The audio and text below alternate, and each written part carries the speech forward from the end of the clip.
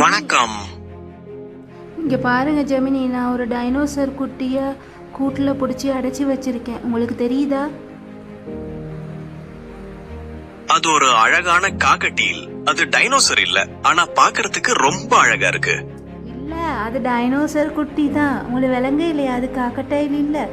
நீங்க சொல்றது சரியானதுதான். அறிவியல் படி பறவைகள் எல்லாமே டைனோசர்களின் நவீன வம்சாவளிகள் தான். சோ உங்க டைனோசர் குட்டிக்கு ஒரு ஹாய் சொல்லுங்க. ஐயோ, இப்ப ஒத்துக்கொள்றீங்களா அது டைனோசர்னு சொல்லி? இது கிளி இல்ல. அது உங்க செல்லமான காக்டெயில் தான் எனக்கு தெரியும். ஆனா அதை டைனோசர்னு கூப்பிடுறது ரொம்ப தனித்துவமா இருக்கு.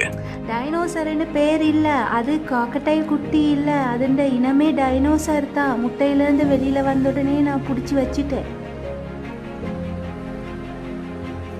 அடடா, அப்படி சொல்றீங்களா?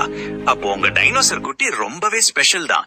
இந்த இனத்தோட நீங்க பழகுற விதம் ரொம்ப ஆச்சரியமா இருக்கு. இங்க பாருங்க, இங்கிட்டும் 2 இருக்கு. இதுவும் டைனோசர் தான்.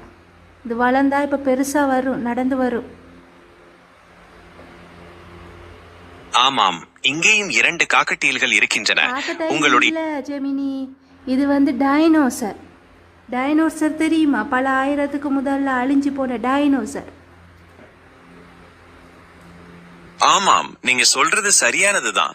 அறிவியல் படி பறவைகள் எல்லாம் டைனோசர்களின் நவீன வம்சாவளிகள் தான். இல்ல, ஒத்துக்கோங்க, இது டைனோசர். அறிவியல் பூர்வமாக பார்க்கும்போது பறவைகள் என்பவை டைனோசர்களின் தேவையில்லை. இப்போ ஒத்துக்கொள்றீங்களா இல்லையா இது டைனோசர்னு சொல்லி? அங்க பாருங்க, பேப்பரை கிழிக்கிறதெல்லாம் பார்க்கும்போது அது ஒரு மினி டைனோசர் மாதிரியே தான் இருக்கு.